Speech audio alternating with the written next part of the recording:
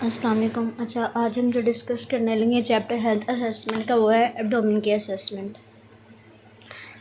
अब इस एब्डोमेन के असेसमेंट में हम ये डिस्कस करेंगे जो एब्डोमिनल ऑर्गन्स होते हैं, ठीक है, उसको हम लोग किस तरह से असेस करते हैं, कौन से टेस्ट होते हैं जो कि हम यूज़ करते हैं, कौन सी टेक्निक्स होती हैं जिनको हम यूज़ करते हैं असेसमेंट में। सबसे पहले अगर बात की जाए एनाटॉमी फिजियोलॉजी की एब्डोमेन की, तो सबसे पहले हमारे पास एब्डोमिनल रीजन को हम लोगों ने डिवाइड किया होता है 4 क्वाड्रेंट्स में। Right upper quadrants, left upper quadrants, इसके left lower quadrant and right lower quadrant. इसके अलावा इसमें ऑर्गन्स थे।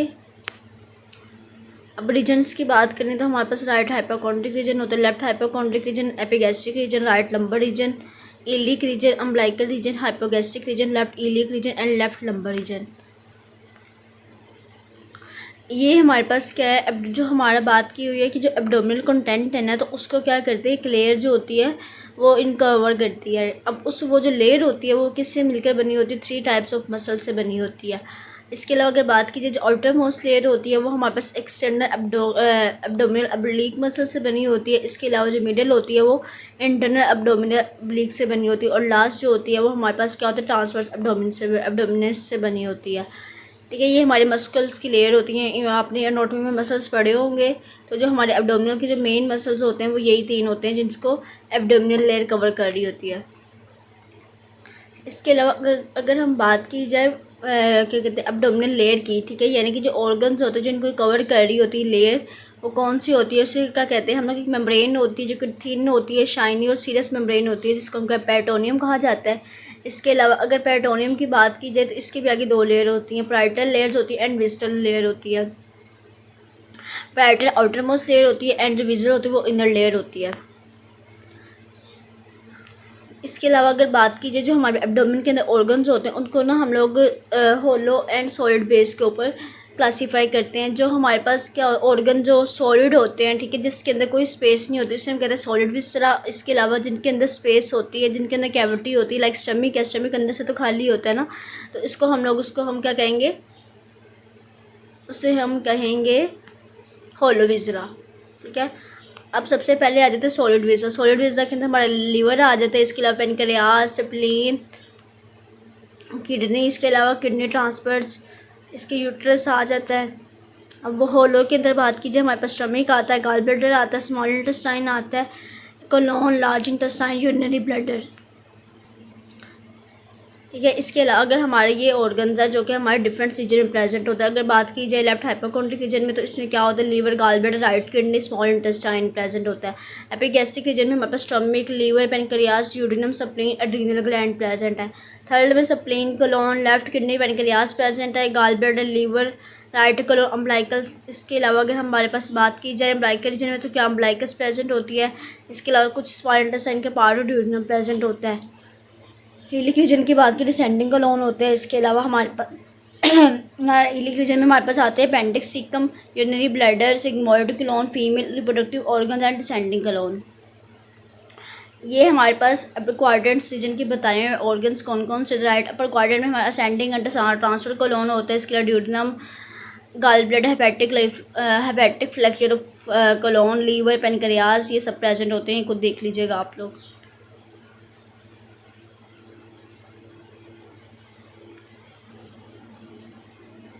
ये ऑर्गन्स की लोकेशन बताई हुई है कि स्प्लीन कहाँ प्रेजेंट होता है, आप देख लीजिएगा यहाँ से। ये हमारा क्या कहते हैं बताया हुआ है कि ब्लड सप्लाई एब्डोमेन को कैसे मिला जाता है। सबसे पहले तो अगर बात की जाए एओर्टा की, तो एओर्टा हमारी मेजर आर्टरी होती है जो कि आगे 3 पार्ट्स में डिवाइड होती है। एक डिसेंडिंग एओर्टा, असेंडिंग एओर्टा और arch of aorta. Arch of aorta जो होती है वो कैरोटिड और हमारे पास वर्टिब्रल में डिवाइड हो जाती है। इसके अलावा डिसेंडिंग एओर्टा एब्डोमिनल एओर्टा की तरफ मूव करती है। जो डिसेंडिंग एओर्टा होती है वो हमारे पास डिसेंडिंग एओर्टा जो होती है वो हमारे पास एब्डोमिनल एओर्टा की तरफ मूव करती है। ठीक है, एब्डोमिनल रीजन के ऊपर हम उसी को क्या कहते हैं, एब्डोमिनल एओर्टा। अब एब्डोमिनल एओर्टा हमारे पास आगे डिवाइड हो जाती है लेफ्ट इलिक आर्टरीज के अंदर, राइट इलिक आर्टरीज में, और ये हमारे डिफरेंट बॉडी पार्ट्स को ब्लड सप्लाई करती है। अब हमारा असेसमेंट की तरफ चलते हैं। तो अगर बात की जाए जीआईटी सिस्टम के लिए, तो कौन से हमारे पास क्या होते हैं, कौन सी प्रॉब्लम एसोसिएटेड होती हैं। सबसे पहले तो हमारी जो सबसे कॉमन होती है वो एब्डोमेन पेन होती है। इसके अलावा क्योंकि स्टमक प्रेजेंट होता है तो इनडाइजेशन की भी प्रॉब्लम देखी जाती है। Nausea, vomiting, loss of appetite, इसके अलावा बोवल एलिमिनेशन होती है, जॉन्डिस वगैरह होता है। अगर गैस्ट्रोइंटेस्टाइनल डिसऑर्डर्स की बात करूँ तो इसमें सिंपल कौन कौन सी हो सकती हैं? अल्सर, गैस्ट्रोएसोफेगियल रिफ्लैक्स, जिसमें क्या होता है आपका एसिडिक कंटेंट आपके एसोफेगस में चला जाता है। इन्फ्लेमेटरी और ऑब्स्ट्रक्टिव बोवल डिसऑर्डर, यानी कि इसमें आपकी बोवल हैबिट्स होती है वो डिस्टर्ब होती हैं, या तो आपको डायरिया होता है या आपको क्या होता है कॉन्स्टिपेशन हो जाती है। पेनक्रेसाइटिस होता है, इसके अलावा गाल ब्लैडर, लीवर डिसीज़ और डायवर्टिकुलोसिस और अपेंडिसाइटिस और वायरल हेपेटाइटिस, ये हमारे पास जो कॉमन डिसऑर्डर्स है वो यही है। अब अगर बात कीजिए एब्डोमिनल पेन की तो वो किस तरह से हो सकती है? वो पेप्टिक अल्सर की वजह से भी हो सकती है, ठीक है, वो डाइजेस्टिव सिस्टम की वजह से भी हो सकती है। इसके अलावा वो पेल्विक ऑर्गन के अंदर इन्फ्लेमेशन की वजह से भी हो सकती है, ठीक है। इसके ओवरियन पेन भी हो सकती है, मेंस्ट्रुअल पेन भी हो सकती है, अपेंडिसाइटिस पेन भी हो सकती है, किडनी पेन भी हो सकती है एंड गॉल ब्लैडर पेन भी हो सकती है। अब हमारे पास असेसमेंट है। असेसमेंट में सबसे पहले तो हम लोगों ने किस तरह से पेशेंट को प्रिपेयर करना है, तो उसमें हमने पेशेंट को कहना है कि वो क्या करे, अपना जो ब्लडर है उसको एम्प्टी करे, ठीक है, ताकि हमारी जो एग्जामिनेशन होती है वो अच्छे से हो सके और ब्लडर जो होता है उसमें कोई डिसेंशन नहीं हो। और क्योंकि ये थोड़ा टाइम टेकिंग होती है असेसमेंट, तो इसलिए हम लोग फील फ्री करते हैं पेशेंट को। नेक्स्ट हमारे पास क्या होता है, हम लोग उसको क्या कहते हैं, अपने जो कपड़े हैं रिमूव करें जो उसने गॉन पहना हुआ है, लेकिन हमने वही पार्ट एक्सपोज करना होता है जिसको हम लोग क्या कर रहे होते हैं, सेस कर रहे होते हैं। फिर नेक्स्ट हमारे पास हमने एक फ्लैट पिलो लेना जो कि हमने क्लाइंट के हेड के नीचे रखना है ताकि वो उसकी पोजीशन कंफर्टेबल रहे। अब उसकी जो लेग्स होती है उसको हमने लाइटली फ्लेक्स करना है, उसके नीचे हमने उसको क्या करना है, ब्लैंकेट जो होता है ना उसको रोल करके रखना है ताकि जो उसकी लेग होती है वो थोड़ी सी ऊपर रहे।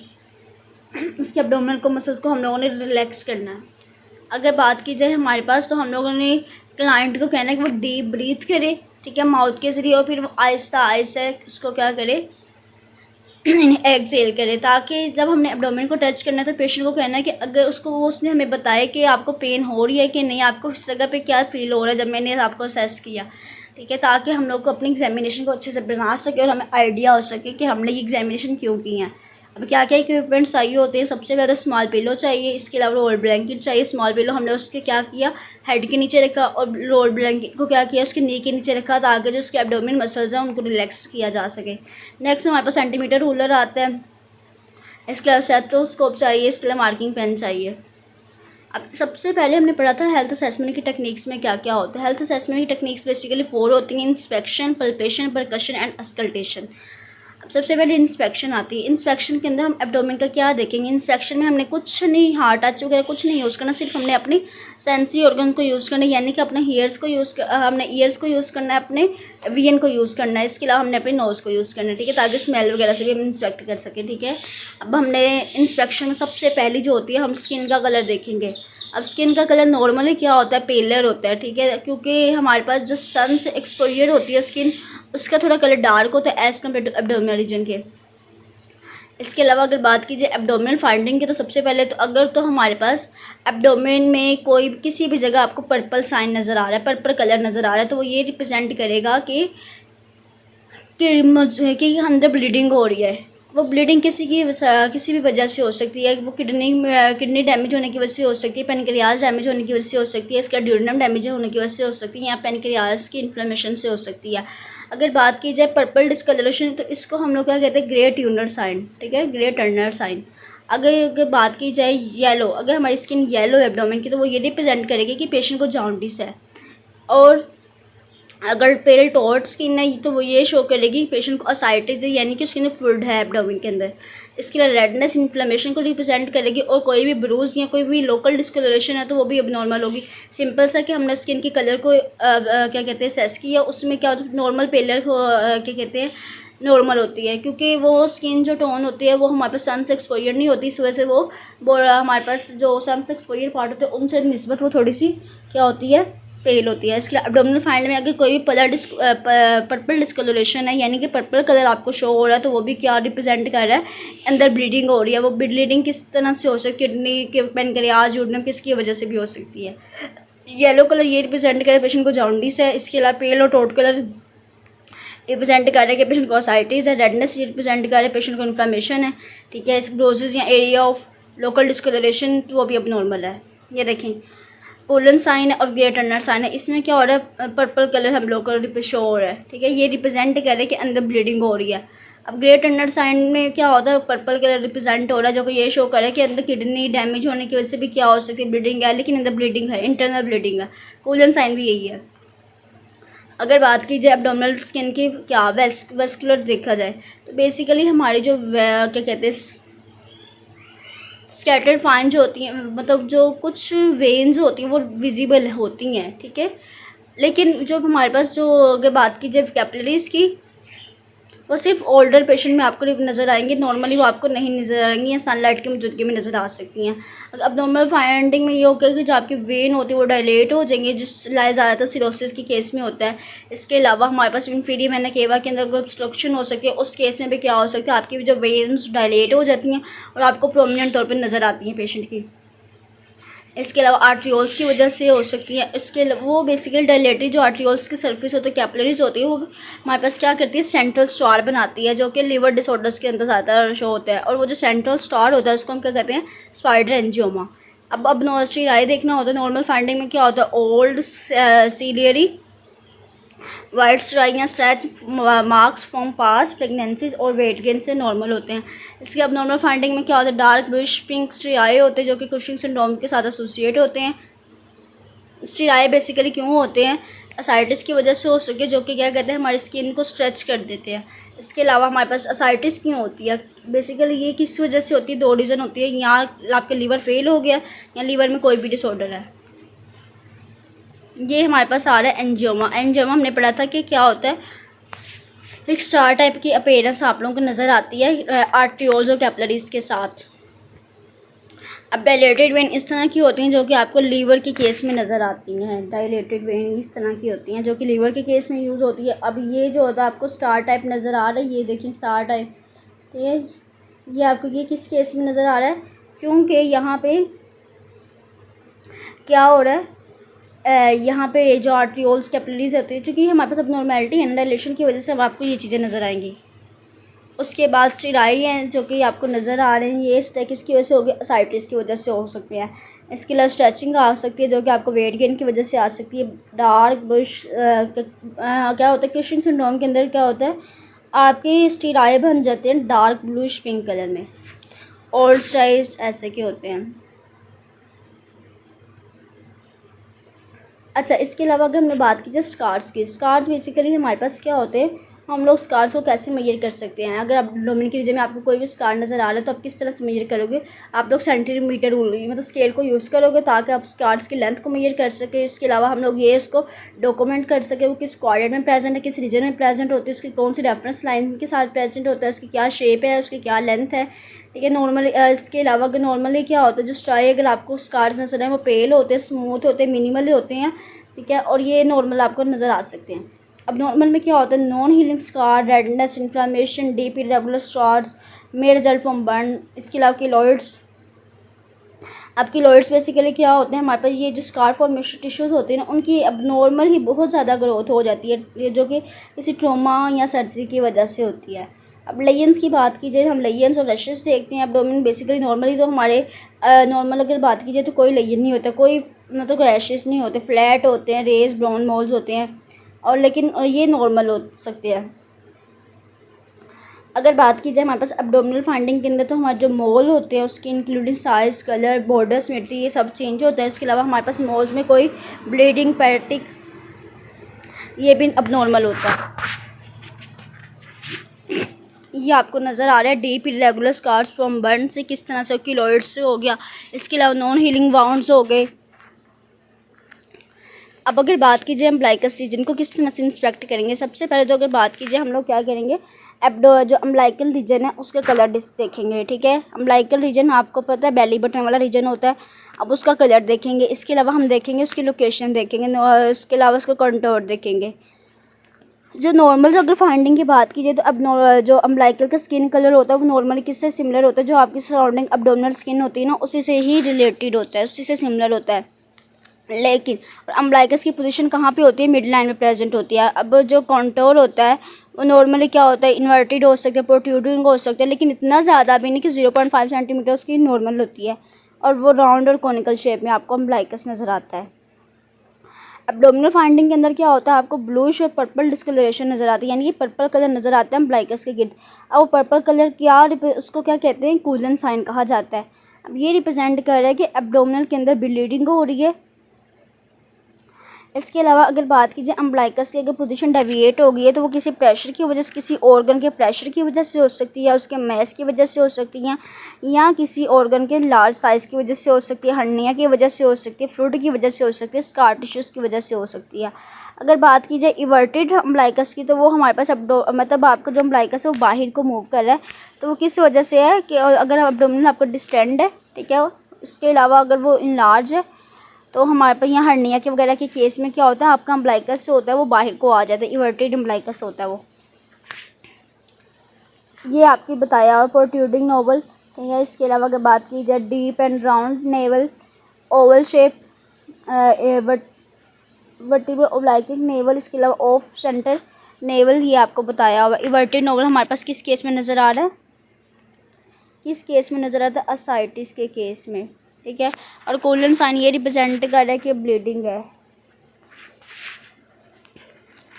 अब आगे बात कीजिए हमारे पास वो है, आप लोग एब्डोमेन की जो कंटोर है उसको कैसे रिप्रेजेंट करते हैं। नॉर्मली तो हम लोग क्या करते हैं, आई लेवल से हम क्लाइंट की साइड से देखते हैं, ठीक है। मतलब हम लोग क्लाइंट के सर के पीछे खड़े होते हैं और वहाँ से हम लोग देखते हैं उसकी एब्डोमेन का कंटोर, ठीक है। उसके यहाँ उसके फिर फुट से देखते हैं। और हम लोग क्या करते हैं, नॉर्मल फाइंडिंग में आप लोगों को जो कंटोर नज़र आता है वो फ्लैट हो सकता है, एब्डोमेन राउंड हो सकता है, इसके फोल्ड हो सकता है, जो कि अडल्ट्स में नज़र आती है, अडल्ट्स में नज़र आता है। इसके अलावा अगर बात कीजिए वो राउंड भी हो सकता है।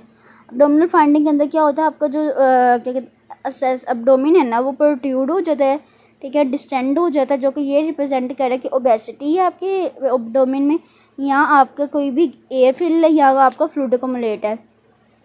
इसके अलावा अगर वो अम्बिलिकस रीजन से बिलो डायलेट है तो वो ये रिप्रेजेंट कर रहा है कि आपका जो ब्लडर है वो फुल है, या आपका यूट्राइन है वो लार्ज हो गया, या आपको कोई भी ओवरियन ट्यूमर और सिस्ट है। Distension of the upper abdomen, अगर अपर एब्डोमेन आपका डिस्टेंड है तो वो ये शो कर रहा है कि जो पेनक्रियाज और गैस्ट्रिक डायलेशन है ना, उनका जो मैस है ना उसकी वजह से वो डिस्टेंड कर गया ऊपर। इसके फोल्ड एब्डोमेन बेसिकली अगर बहुत ज़्यादा वेट लॉस करते तो इस केस में आप मतलब आप स्टारवेशन का वगैरह के केस फॉलो करते तो आपका जो एब्डोमेन होता है उसका कंटोर के फोल्ड हो जाता है। अब अगर बात की जाए हमारे पास ये किस तरह से हम मेजर कर सकते हैं, सबसे पहले तो हमने पेशेंट को खड़ा किया, ठीक है। इसके अलावा हमने उसके अम्बिलिकस की पोजीशन मेजर किया है, ठीक। उसके अलावा हमने उसकी गिर्थ मेजर की है। इस तरह से हम देखेंगे उसका कौन सा कंटोर होता है। अब ये हमारे पास डिफरेंट पोजीशन है, फ्लैट किस तरह से होता है, डिस्टेंडिंग किस तरह से होता है, स्केफोइड किस तरह से होता है। इसके अलावा प्रोट्रूबरेंट इस तरह के होता है। अब अगला आ जाता है हमारे पास, हमने एब्डोमेन की जो सिमेट्री होती है उसको कैसे असेस करना होता है। सबसे पहले तो हम लोग क्या देखेंगे, क्लाइंट के एब्डोमेन के देखेंगे, इसको कहना है कि वो अपने स्पाइन मसल्स के ऊपर स्पाइन पोजीशन में रिलैक्स होकर लेटे है। इसके अलावा हमने जो एब्डोमेन होता है उसकी हर्निएशन वगैरह को देखना होता है। इसके अलावा हमने उसके डिफरेंट ऑर्गन्स के मैस को देखना होता है। और उसके अलावा हमने क्लाइंट को कहना अपना जो हेड है उसको रेस करे। एब्डोमेन में हमारे पास नॉर्मल फाइंडिंग क्या होती है, सिमेट्री के अंदर जो आपका एब्डोमेन होता है वो सिमेट्रिक होता है, उसमें कोई बल्जिंग नहीं नज़र आती अगर क्लाइंट अपना हेड राइज करे। नॉर्मल में क्या होता है, आप लोग के जो ऑर्गन्स होते हैं वो लार्ज होते हैं, लार्ज मैसेज होती हैं, हर्निया होता है, इसके अलावा डिस्ट्रेक्सिस रेक्टी या बोल ऑब्स्ट्रक्शन आपको नज़र आती है। ये हमारे मसल्स का बताया हुआ है। प्रेगनेंसी के बाद क्या चेंजेस आ जाता है इनके अंदर। इसके अलावा अगर बात की जाए एब्डोमेन के अंदर आप और क्या देख सकते हैं, इंस्पेक्ट कर सकते हैं। हम एब्डोमिनल मूवमेंट को सेस करते हैं जब क्लाइंट को कहते हैं कि आप डीप ब्रीथ करें, ठीक है। रेस्पिरेटरी मूवमेंट हम देखते हैं। नॉर्मली क्या होता है हमारे पास मेल जो होता है वो आपको एब्डोमिनल रेस्पिरेटरी मूवमेंट शो होती है, जबकि फीमेल के अंदर थोरेसिक मूवमेंट होती हैं। अगर एब्डोमिनल फाइंडिंग की बात करी जाए तो हमारे पास क्या होता है, एब्डोमिनल रेस्पिरेशन जो होती है वो डिमिनिश हो सकती है। इसके अलावा थोरेसिक जो मेल होता है वो थोरेसिक ब्रीथिंग ले रहा होता है, उसकी वजह से मतलब आपको उसकी चेस्ट मूव कर रही होती है इंस्टेड ऑफ एब्डोमेन। और जो पेशेंट होता है वो पेरिटोनियम इरिटेशन को भी रिप्रेजेंट कर रहा होता है। अगर नेक्स्ट हमारे पास आ जाते हैं ऑब्जर्व एओर्टिक पल्सेशन, क्या आप नॉर्मल फाइंडिंग में क्या होता है हमारे पास एब्डोमिनल एओर्टा आपको नज़र आता है। इसके अलावा जो कि विजिबल होता है इन द एपिगैस्ट्रिक रीजन, जो इसको जो फुल लेंथ होती है इन पीपल। मतलब नॉर्मल ये है कि जो थिन पीपल है सिर्फ आपको उनमें ही एयोटिक पल्सेशन आपको नज़र आती है एज़ कम्पेयर टू जो हेल्दी पीपल होते हैं। इसके अलावा एब्डोमिनल फाइंड में विगरस आपको वाइड एक्सग्रेटिव पल्सेशन फील होती हैं। अगर मैं बात करूँ जो पेरिस्टाल्टिक वेव से, नॉर्मली आपको कोई पेरिस्टाल्टिक वेव नज़र नहीं आती है, ठीक है, लेकिन थिन पीपल में नज़र आ सकती हैं। लेकिन एब्डोमिनल के अंदर क्या होता है, पेरिस्टाल्टिक आपकी जो वेव होती है वो इंक्रीज़ होती है। आप इसको कैसे चेक करते हो यहाँ आपकी क्या हो सकती है, right upper quadrant to left upper quadrant intestine obstruction की वजह से क्या हो सकती है, वहाँ जो आपको वेव नज़र आएगी वो डिपर लाइक फैशन नज़र आएगी, ठीक है। इसके अलावा आप लोग डिस्टेंशन वगैरह के केस में आपको ये नज़र आ सकती है। इस तरह से हम लोग एब्डोमेन को चेक करना होता है कि पेशेंट को करना अपने लंग्स को फील करें, एब्डोमेन को एक्सपेंड करें। ये जो मूवमेंट होती है हम लोग इस तरह से चेक करते हैं। नेक्स्ट हमारे पास आ जाए, अच्छा बाकी हमने जितने भी ऑर्गन डिस्कस करेंगे उसमें क्या होगा, पहले इंस्पेक्शन होगी, फिर पल्पेशन होगी, फिर परकशन होगी, उसके बाद एस्कल्टेशन होगी। लेकिन क्या होता है, एब्डोमेन के अंदर हम अस्कल्टेट पहले करते हैं। इसकी रीज़न क्या होती है, बेसिकली हमारे एब्डोमेन के अंदर ऑर्गन्स प्रेजेंट होते हैं, ठीक है। अगर हम लोग पहले पल्पेट करेंगे तो जो ऑर्गन होते हैं उनकी पोजीशन थोड़ी सी चेंज हो जाएगी, जिसकी वजह से हमें अस्कल्टेशन में जो हमने साउंड सुननी होती है वो नहीं सुनाई दे सकती प्रॉपर। अब अस्कल्टेशन में हम लोग क्या करते हैं, स्टेथ को यूज़ करते हैं। अब स्टेथ को यूज़ करके हम वोवल साउंड को सुनते हैं, ठीक है। इसमें सबसे पहले तो हम डायाफ्राम को यूज़ करते हैं, ताकि डायाफ्राम को यूज़ करते हैं और उसके बाद हम वोवल साउंड को सुनते हैं। अगर बात की जाए हम लोग कैसे सुनते हैं, सबसे पहले तो हम लोग राइट लोअर क्वाड्रेंट पे रखते हैं, ठीक है। उसके बाद हम लोग क्लॉकवाइज डायरेक्शन में जाते हैं और सारे क्वाड्रेंट्स पे हम लोग क्या करते हैं, अपने डायाफ्राम को मूव करते हैं, और ताकि हम लोग क्या करें, वोवल साउंड को अच्छे से सुन सकें। अब तकरीबन हम 5 मिनट तक वोवल साउंड को सुनते हैं, ठीक है। वैसे तो हम लोग 1 मिनट मिनिमम यूज़ करते हैं, लेकिन अगर आपकी बोवल मूवमेंट बिल्कुल एब्सेंस है तो आपने 5 मिनट तक अस्कल्टेट करना है, उसको स्टेथ को यूज़ करके सुनना है, ठीक है, और कंफर्म करना है कि इस क्या वाकई एब्सेंट है, ठीक है। अब हमने इंटेंसिटी नोट करनी होती है, पिच नोट करनी होती है, फ्रीक्वेंसी नोट करनी होती है साउंड्स की। आगे हमारे पास आ जाती है नॉर्मल फाइंडिंग। तो नॉर्मली हमारे पास क्या होता है, 5 से 30 मिनट पर मिनट आपको सुनाई देती हैं गर्गल्स। पर मिनट आपको 5 to 30 आपको सुनाई देती हैं। आगे एब्डोमेन क्या होती है, हाइपर एक्टिव बोवल साउंड हो सके, जो कि ये रिप्रेजेंट कर सकती हैं कि क्या होगा, आपकी बोवल मोटालिटी होती है वो कम्प्लीटली डिस्टर्ब है। इसके अलावा अगर बात की जाए एब्डोमिनल सर्जरी की, तो ये हमारे पास इसकी वजह से भी हो सकती है, अभी ऑब्स्ट्रक्शन की वजह से हो सकती है। हाइपर एक्टिव बोवल साउंड की बात की जाए, इसमें हमारे पास क्या होता है, जो बोवल मोटालिटी होती है वो कम्प्लीटली ज़्यादा हो जाती है। इसकी क्या डायरिया, गैस्ट्रोइंटेस्टाइटिस, मतलब कोई इन्फ्लेमेशन हो गई, या फिर बोवल ऑब्स्ट्रक्शन हो गई। आगे डिक्रीज एब्सेंट बोवल साउंड्स, ये आपको ये रिप्रेजेंट करने कि बोवल मोटालिटी जो होती है वो कम्प्लीटली एब्सेंस है। एमरजेंसी रिक्वायरिंग की केस में आपको एमरजेंसी चाहिए। इसके अलावा एब्सेंट बोवल साउंड में आपको पेरिटोनाइटिस या पैरालिटिक इलियस हो सकते हैं। इसकी वजह से क्या होगा, आपकी जो बोवल साउंड है वो कम्प्लीटली एब्सेंट है। आगे आ जाते हैं हमारे पास वेस्कुलर साउंड को आपने सुनना है। वेस्कुलर साउंड को सुनने के लिए हम लोग क्या करते हैं, बेल को यूज़ करते हैं, लाइक ब्रूट्स वगैरह को सुनने के लिए, जो कि क्या होती है, लो पिच साउंड्स होती हैं या मडमस लाइक साउंड होते हैं, जो कि हम लोग एब्डोमिनल एओर्टा के ऊपर सुनते हैं। इसके अलावा रीनल कीलिक एंड फेमोरल आर्टरीज भी हम लोग उसके ज़रिए, बेल के ज़रिए ही हमने इनको सुनना होता है, फील करना होता है। अगर बात कीजिए हमारे पास नॉर्मल में आपको कोई ब्रूट्स नहीं सुनाई दी जाती, कोई मडमस नहीं सुनाई दी जाती, ठीक है, एओर्टा वगैरह के ऊपर। लेकिन अब नॉर्मल के अंदर आपको ब्रूट्स सिस्टोलिक भी हो सकती है, डायसिस्टोलिक, दोनों की कंपोनेंट की बेस भी आपको सुनाई दे सकती हैं। अगर बात की जाए हमारे पास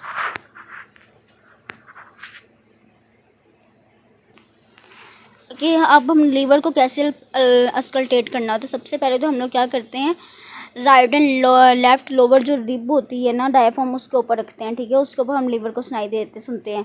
नो कोई फ्रिक्शन ही आपको सुनाई देती लीवर के ऊपर, स्प्लीन के ऊपर, ठीक है। लेकिन अब नॉर्मल में क्या होता है, आपको फ्रिक्शन रब से सुनाई देती हैं। अगर सुनाई देती तो वो ये रिप्रेजेंट कर रही है कि आपकी high pitch rough grating sound produce हो रही है, ठीक है, जो कि लार्ज सरफेस लीवर की वजह से प्रोड्यूस हो रही है।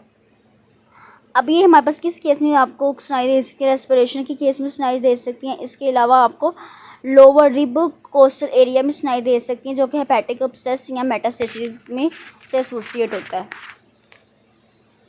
परकशन की बात की जाए तो परकशन में हम लोग सिंपल से बॉडी के ऊपर टैपिंग करते हैं, ठीक है। टैपिंग करके आपको डिफरेंट साउंड सुनाई देती हैं। सबसे पहले आते हैं परकशन 4 टोन।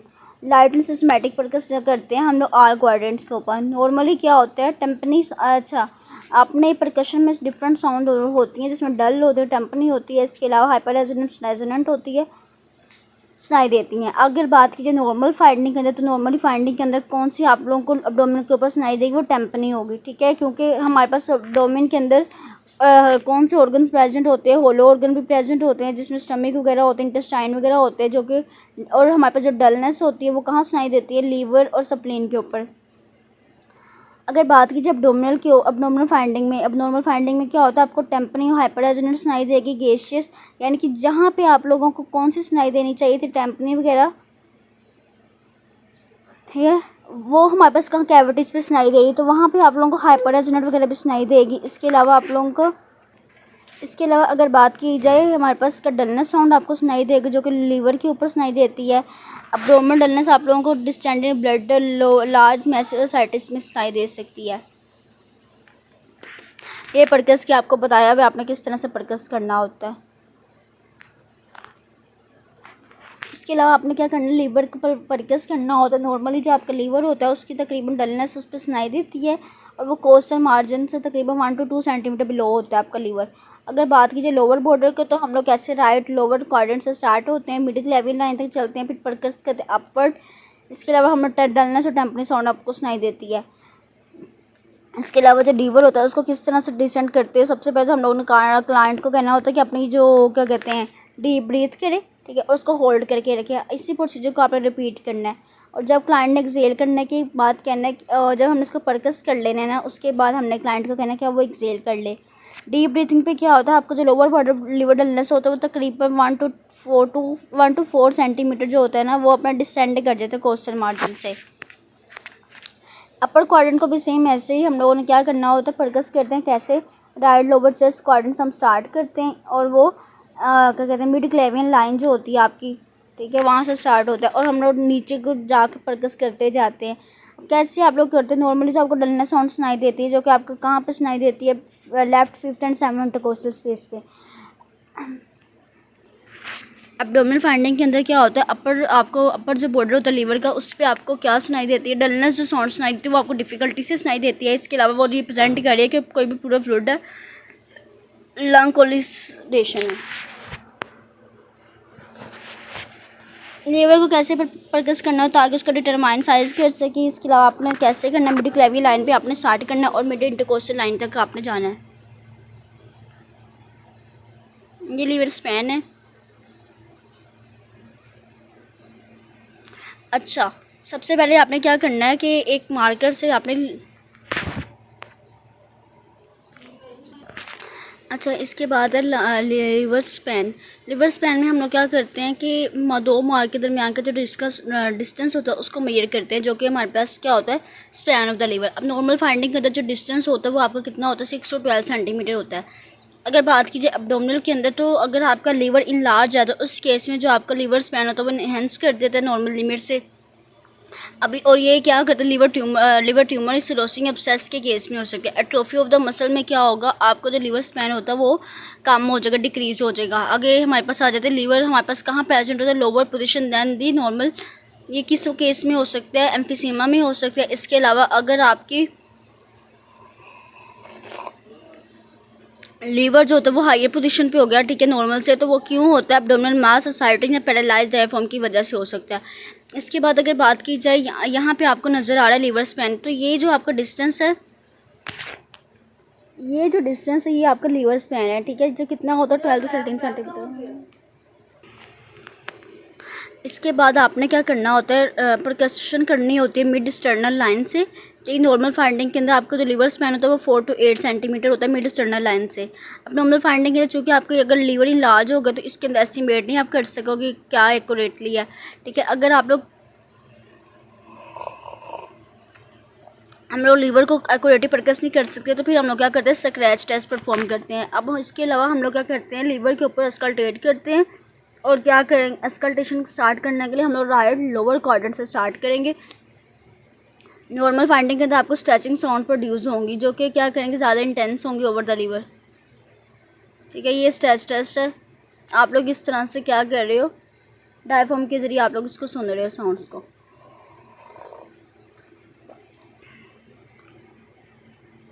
आ जाते हैं असाइटिस के लिए कौन सा टेस्ट होते हैं। सबसे पहले आता है शिफ्ट डलनिंग टेस्ट। असाइटिस कहते हैं हमारे लीवर के अंदर, हमारी बॉडी के अंदर क्या होता है, फ्लूइड एक्युमुलेट होता है। अब उसकी वजह से क्या होता है, आपका जो लीवर होता है वो डिस्टेंड कर जाता है। अस्कल्टेशन में सिंपल सा क्या होता है, टेस्ट फॉर शिफ्ट, इसमें हमारा जो शिफ्टिंग डलनेस टेस्ट होता है, हम ये अगर एक्सपेक्ट कर रहे हैं, सस्पेक्ट कर रहे हैं कि जो क्लाइंट होता है वो उसमें क्या है, असाइटिस है, तो हम लोग क्या, क्योंकि असाइटिस क्यों है कि उसका जो एब्डोमेन होता है वो डिस्टेंड है, बल्जिंग फ्लैंक है उसके अंदर, तो हम लोग क्या करेंगे, परकशन टेक्निक्स परफॉर्म करेंगे और पेशेंट को कहना है कि वो स्पाइन पोजीशन मिले। सबसे पहले तो हमने फ्लैंक को परकस करना होता है बेड से अपवर्ड टुवर्ड दी अम्बिलिकस, ठीक है। उसके बाद देखेंगे कि अगर उसकी क्या चेंजेस आई, उसके साउंड्स के अंदर क्या चेंजेस आई, डलनेस है वो टेम्पररी अगर हो गई तो हमने उस पॉइंट को हमें नोट करना होता है। इसके हमने क्लाइंट को कहना है कि वो अपने साइड पे चेंज हो, अपनी साइड चेंज करे। फिर हमने उसके एब्डोमिनल जो होते हैं बेड से अपवर्ड हम लोगों ने इसको क्या करना है, परकस करना है। फिर हमने वो लेवल मेजर करना है जहाँ से क्या होती है, डलनेस से टेम्पररी आपको होलो ऑर्गन्स की यहाँ वहाँ साइड देगी जहाँ गैस है, यहाँ जहाँ वहाँ साइड देगी जहाँ आपको फ्लूइड है, तो जहाँ आपकी साउंड चेंज हो रही है तो आपने वहाँ उस पॉइंट को नोट करना होता है, ठीक है। ये आपको नज़र आ रहा है। उसके बाद अगर बात की जाए टेम्पररी और जो बॉर्डर होता है वो हमारे पास तकरीबन कांस्टेंट ही रहता है through out the position change,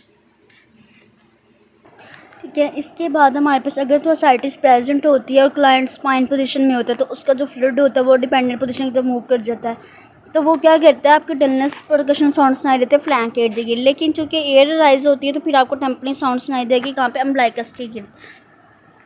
आगे बात कीजिए, हमारे पास क्लाइंट को कहना है कि अपनी पोजीशन चेंज करें, अगर तब भी साइटिस प्रेजेंट है तो फिर वो क्या होगा, डलनेस साउंड जो होती है ना उसकी जो हाइट है वो इंक्रीज़ हो जाएगी। अब इस टेस्ट को हम लोग का हमेशा अवेलेबल नहीं होता, ठीक है। इसके लिए पहले तो हमारा अल्ट्रासाउंड करवाना होता है इस टेस्ट ये नहीं कि हमने हमेशा शिफ्टिंग डलनेस टेस्ट करना होता, नहीं ऐसा नहीं होता, ठीक है। हम लोग क्या करते हैं, अल्ट्रासाउंड परफॉर्म करवाते हैं, उसके बाद हम लोग समटाइम्स टेस्ट को परफॉर्म करते हैं। इसके अलावा हम लोग सेकंड टेस्ट होता है फ्लूइड वेव टेस्ट। अब फ्लूइड वेव टेस्ट एक सेकंड इंपॉर्टेंट टेस्ट होता है जो कि असाइटिस को मेजर करने के लिए हम लोग यूज़ करते हैं। इसमें हमने क्या कहना होता है, पेशेंट को कहना होता है कि वो अपने दोनों हाथों से, अच्छा, इस टेस्ट के परफॉर्म करने के लिए हमें पेशेंट से कहना है या उसके जो असिस्टेंट है उससे कहना है कि वो जो हाथों के दोनों एड्ज है ना उनको प्रेस करे और उसको क्या करे, डाउन मिड लाइन की तरफ मूव करे डाउनवर्ड। अब इससे क्या होगा, ये जो एक प्रेशर राइज होगा जो क्या करेगा, ट्रांसमिशन जो होती है इम्पल्स की वेव्स की उसको स्टॉप करेगा, ठीक है। अब जब आप फ्लैंक के ऊपर क्या करोगे, टैप करोगे फिंगर टिप्स के साथ, तो ठीक है, तो क्या होगा, आपको जो इम्पल्स होंगे वो फ्लूइड के ज़रिए ट्रांसमिट होंगी। नॉर्मल फाइंडिंग के तो कोई भी फ्लूइड वेव आपकी ट्रांसमिट नहीं होगी। अब नॉर्मल के अंदर क्या होता है, आपकी जो फ्लूइड वेव होती है वो मूव करती है अगेंस्ट हैंड, जो अपने अपने हाथ रखे हुए हैं ना उनके अगेंस्ट मूव करेगी, जो कि ये भी रिप्रेजेंट कर रही होती है कि पेशेंट को असाइटिस है। ये देखिए आपने क्या किया, मिड लाइन की तरफ मूव कर रहे हैं अपने हाथों को डाउनवर्ड, और ठीक है, और उसके बाद परकस करना है, और जिसकी वजह से क्या होगा, जो आपकी इम्पल्स होती हैं वो आपके हैंड से अगेंस्ट मूव कर रही हैं। थर्ड हमारे पास होता है ब्लॉटमेंट टेक्निक। अब ब्लॉटमेंट टेक्निक बेसिकली हम लोग के जो लार्ज ऑर्गन्स होते हैं ना असाइटिस की वजह से, और असाइटिक ऑर्गन्स के अंदर उनको पल्पेट करने के लिए हम लोग क्या यूज़ करते हैं, ब्लॉटमेंट टेक्निक्स। अब इसमें सिंपल से क्या होता है, हम लोग कैसे परफॉर्म करते हैं, हमारे पास डिफरेंट वे यूज़ करते हैं, जिसमें हमारे पास सिंगल हैंडेड बाय मैनुअली होती है।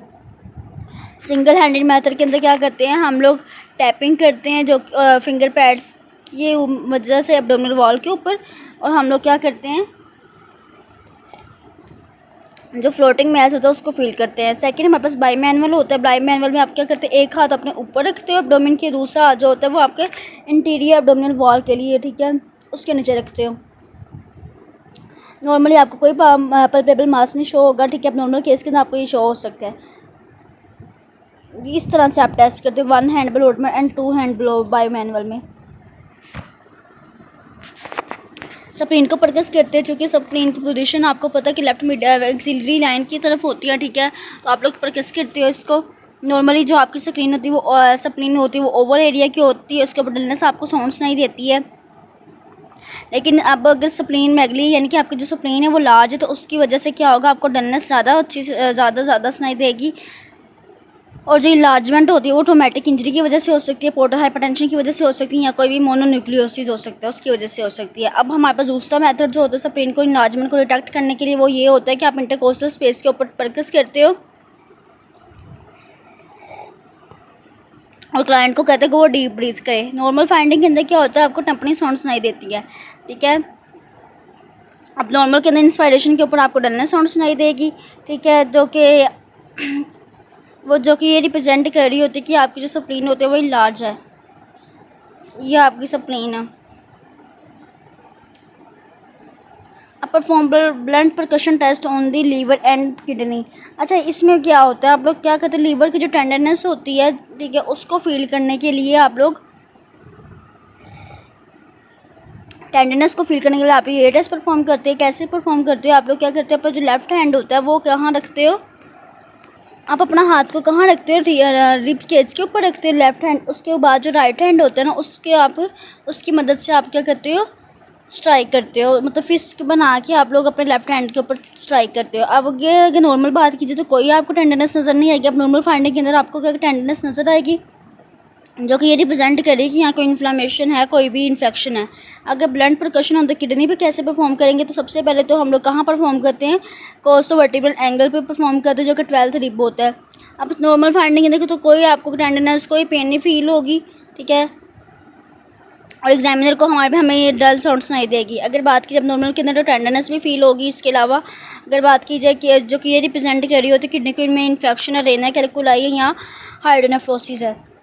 ये इस तरह से आप परफॉर्म करते हो ब्लड टेस्ट। आपने अपने लेफ्ट हैंड को नीचे रखा है और उसकी जो अगर बात की जाए राइट हैंड की जो अल्नर साइड होती है उसकी फिस्ट बना के आपने उसके ऊपर टैपिंग की।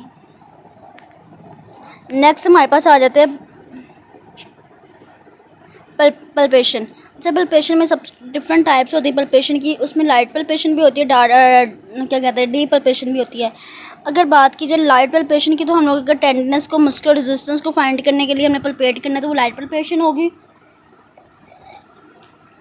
इसलिए हमने अपने फिंगर टिप्स को यूज़ करना होता है, ठीक है, और उसके बाद हमने तकरीबन 1 सेंटीमीटर प्रेस करना होता है। अगर बात की जाए हमारे पास नॉर्मल फाइंडिंग की तरफ, तो कोई टेंडरनेस आपको नज़र नहीं आती, सॉफ्ट होती है, कोई ग्रेडिंग नहीं नज़र आती, ठीक है। नॉर्मल फाइंडिंग के अंदर आपको क्या होता है, इन्फ्लेंट्री रिफ्लेक्स गॉर्डिंग आपको शो होती है। इसके साथ जो कि आपको ये रिप्रेजेंट करे कि आपकी पेरिटोनियम इरिटेशन है, तो आपका जो एब्डोमेन है वो रिजिड है। अगर बात की जाए राइट साइड के अंदर कोई भी गॉर्डिंग आपको सुनाई दे रही है, ठीक है, तो वो क्या होती है, कोलिसिस्टाइटिस है, जो कि यानी कि गालब्लैडर की इन्फ्लेमेशन है। अगर बात की जाए डीपली पल्पेट क्वाड्रेंट, डीपली कहते हैं आप तकरीबन क्या कहते हैं, कंप्रेस करते हो कितना 5 to 6 सेंटीमीटर, ठीक है। अब इसमें हम लोग बाई मैनुअली परफॉर्म कर सकते हैं जब हमें डीप स्ट्रक्चर को असेस करना हो। तो नॉर्मली आपकी कोई टेंडरनेस नहीं होती, ठीक है।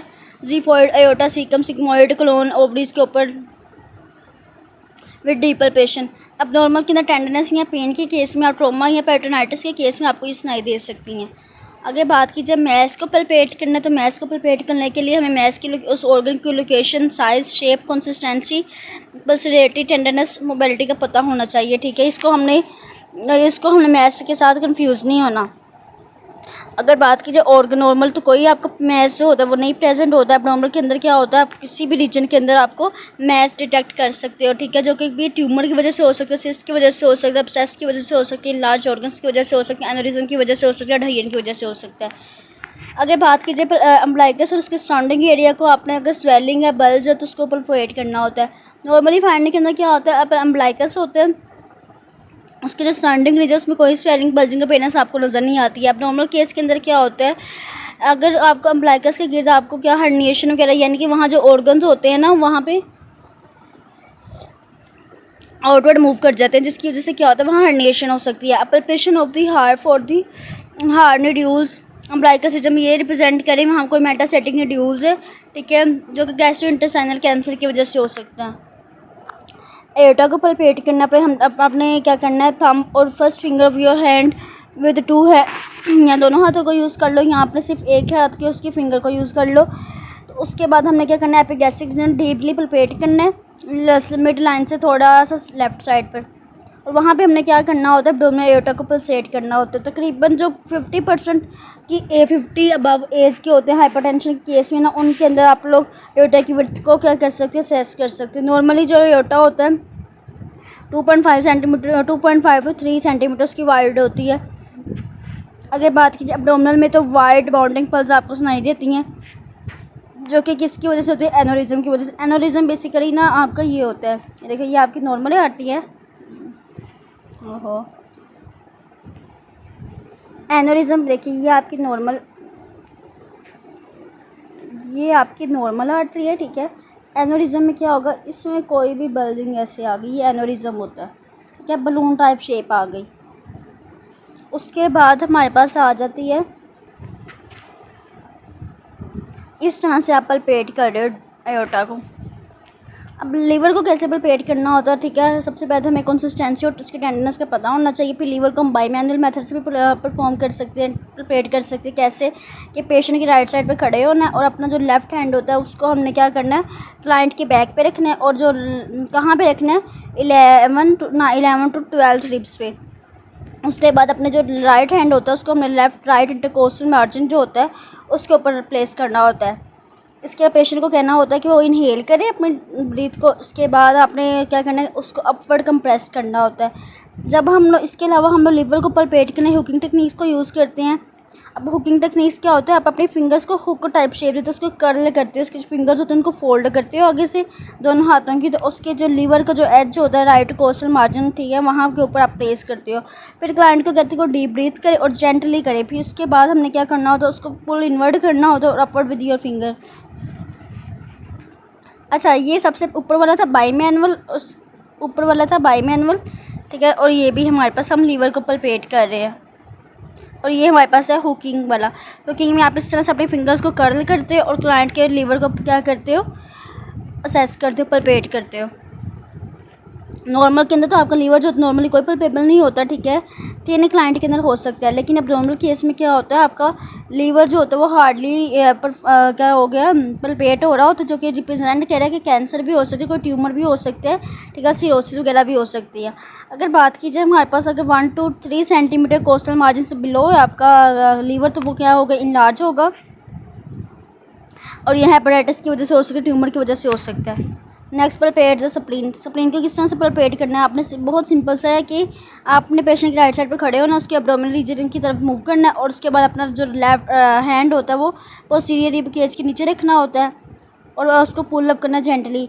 जब अपना हाथ आप और जो राइट हैंड होता है उसको आप ऊपर रखते हो और लेफ्ट हैंड को नीचे रखते हो और उस पलपेट करते हो इस तरह से। लीवर को स्प्लीन को पलपेट किया जाता है। अगर नॉर्मल के अंदर तो आपको जो स्प्लीन वो सेंडना पलपेटर होता है लेफ्ट कोस्टल मार्जिन के ऊपर, ठीक है। अगर बात की अब नॉर्मल केस के अंदर तो पलपेबल स्प्लीन जो होती है वो इनलार्जमेंट को रिप्रेजेंट कर रही होती है, ठीक। अच्छा, नॉर्मली आपकी जो क्या कहते हैं स्प्लीन होती है ना, वो नहीं पलपेट होती, नॉर्मली नहीं होती, बहुत मुश्किल से होती है। एब्डोमिनल की केस के अंदर तो अगर आपको पलपेट हो रही है तो वो ये रिप्रेजेंट करे कि आपकी स्प्लीन जो होती है उसमें लार्ज है, ठीक है, उसमें कोई ब्लड सप्लाई है, मतलब कुछ भी उसमें कोई ट्यूमर या इन्फेक्शन वगैरह इस केस में आपको वो हो रही है। अब किडनी को पलपेट करने का सबसे जो बेस्ट मेथड होता है वो क्या करते हैं, आप राइट साइड पर खड़े होते हो, उसके बाद आप लोग क्या करते हो, जो राइट साइड होती है उसको आप लेफ़्ट हैंड मतलब अपना लेफ़्ट हैंड आप पेशेंट के नीचे रखते हो। उसके बाद जहाँ किडनी की लोकेशन होती है और जो राइट हैंड होता है उसको हम लोग अबव रखते हैं। अब हमने सबसे पहले तो हमने कैप्चर करना है इस किडनी को, पेशेंट को कहना है कि वो इनहेल करे। उसके बाद जब वो इनहेल करेगा तो आपने अपनी फिंगर्स से कंप्रेस करना डीपली ड्यूरिंग पीक इंस्पायरेशन, और जब वो एक्सहेल करे तो उसने क्या हमने उसको कहना कि अपनी जो सांस है उसको थोड़ी देर रोक के रखे। उसके ग्रेजुअली जैसे फिर वो जब एक्सहेल करेगा तो हमने इसका जो प्रेशर हमने पुट किया होता है ना उसको हमने जेंटली रिमूव करना है। अगर तो हम लोग क्या करें, पेशेंट जो होता है इस तरह से, ठीक है, पहले हमने लेफ़्ट हैंड नीचे रखा, राइट हैंड की किडनी की लोकेशन जब हमें पता है तो हमने वहाँ पलपेट किया। ये नॉर्मल के अंदर तो आपकी जो किडनी होती है वो इतनी आसानी से पलपेट नहीं होती, इसके अलावा कुछ लोअर पोल्स के ऊपर राइट किडनी पलपेट हो सकती है। अगर बात की जाए अगर पलपेट है तो वो फिल्म और स्मूथ है या राउंडेड शेप में होगी। एब्डोमेन के अंदर क्या, एब्नॉर्मल में क्या होगा, आपकी एनलार्ज किडनी होगी जो कि सिस्ट की वजह से हो सकती है, हाइड्रोनेफ्रोसिस की वजह से हो सकती है। अगर बात की जाए पलपेट पैदा यूरिनरी ब्लडर, यानी कि ब्लडर को कैसे पलपेट कर सकते हो, बेसिकली ब्लडर हमारा किस वजह से पलपेट हो सकता है, हमारे पास क्या कहते हैं डलनेस परकशन। अगर हमारे पास वहाँ पे ब्लडर है, नॉर्मली तो हमारा जो ब्लडर होता है वो पलपेट नहीं होता। अब नॉर्मल केस के अंदर क्या पलपेट हो सकती है, जब वो स्मूथ है, राउंड है, स्मूथ कोई मैच है उसके अंदर अम्ब्लाइकस के इर्द गिर्द, तो उस केस में ही आपका पलपेट हो जाता है। अपेंडिसाइटिस के लिए आप टेस्ट क्या करते हैं, यानी कि आपकी अपेंडिक्स के अंदर इन्फ्लामेशन है तो उसके लिए आप कौन सा टेस्ट परफॉर्म करेंगे। 2 टेस्ट होते हैं, rebound tenderness and Rovsing sign tenderness. अब रीबाउंड टेंडरनेस में ना हमने क्या करना है, डीपली पेशेंट करने पलपेट करना है एब्डोमेन के, इसके साथ क्या करना है, जब पलपेट कर रहे होते हैं ना, ठीक है, तो क्लाइंट जो होगा अगर तो उसको पेन हो रही है, पेन होगी अगर जब आपने उसको रिलीज़ की है प्रेशर को, तो मतलब सिंपल सा ये है कि जब आपने पलपेट करना है तो क्या करना है, एब्डोमेन को पलपेट करते करने के साथ साथ आपने एब्डोमेन को पलपेट करना है, ठीक है। अगर तो जब हमने पलपेट करने के जब हमने उसको क्या किया, लेफ़्ट किया अपने हाथ को, प्रेशर ऐसा ऐसे हमने रिलीज़ किया, तो क्या तो क्लाइंट को पेन हो रही है, ठीक है।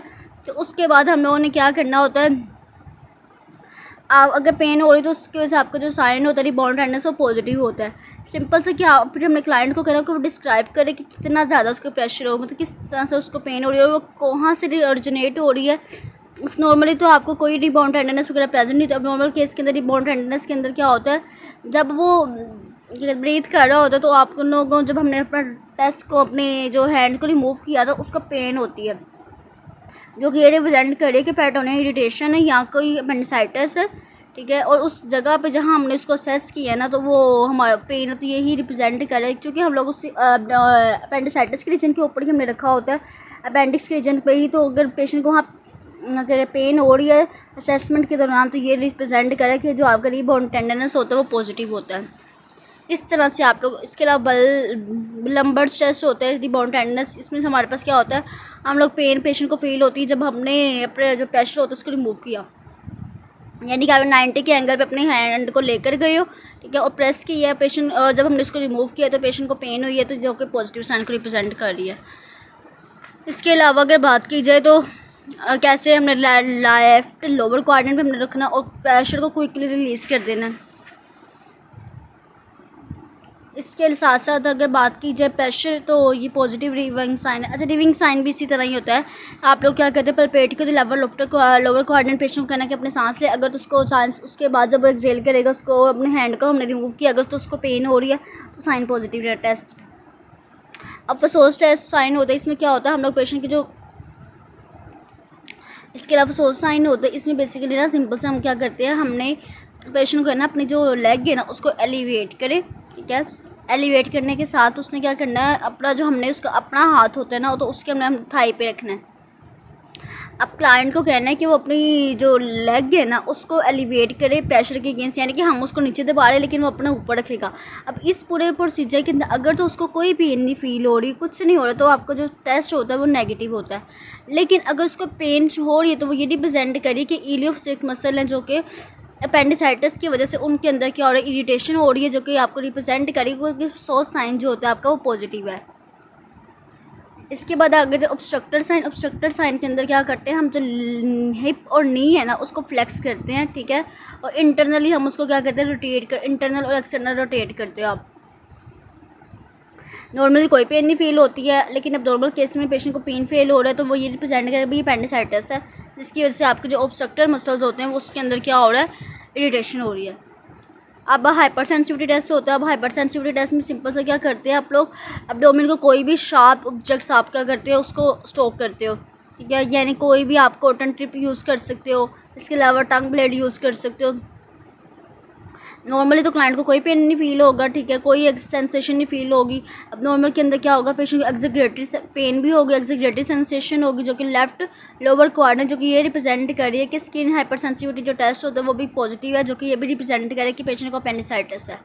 अगर टेस्ट फॉर कोलिलिथियोसिस है, कोलिसिस्टाइटिस है, यानी कि जो गॉल ब्लैडर की इन्फ्लेमेशन, उसके लिए जो आप टेस्ट परफॉर्म करते हैं वो कौन कौन सा होता है। Murphy sign single test perform करते हैं वो कौन सा मर्फी साइन होता है। इसमें हम क्या करते हैं, आपकी जो फिंगर टिप्स होती हैं लीवर बॉर्डर के अंडर रखते हैं और राइट कोस्टल मार्जिन पर, और क्लाइंट को कहते हैं कि वो इनहेल करें। नॉर्मली तो उसको कोई पेन नहीं फील होती है, लेकिन अब नॉर्मल केस के अंदर जब वो अपनी ब्रीथ को होल्ड कर रहा होता है ना, तो उसको क्या करते हैं, वो अपनी ब्रीथ को प्रॉपर तरीके से इनहेल नहीं कर पाता, उसको साथ पेन भी फील होती है, जो कि ये शो कर रहा है कि पेशेंट को मर्फी साइन है, पॉजिटिव है। इस तरह से आप परफॉर्म करते हो। अगर तो मर्फी साइन पॉजिटिव है तो ये शो कर लिया कि पेशेंट को क्या है, गॉल ब्लैडर की इन्फ्लेमेशन है, ठीक है। और हमने पलपेट कहाँ करना होता है, राइट लोअर क्वाड्रेंट में, सब कोस्टल रीजन में पलपेट करते हो आप, और यही इसके अलावा पेन आपको शो होती है। Thank you so much. यहाँ तक था आपका एब्डोमिनल की असेसमेंट। उम्मीद है समझ आ गई होगी। Thank you.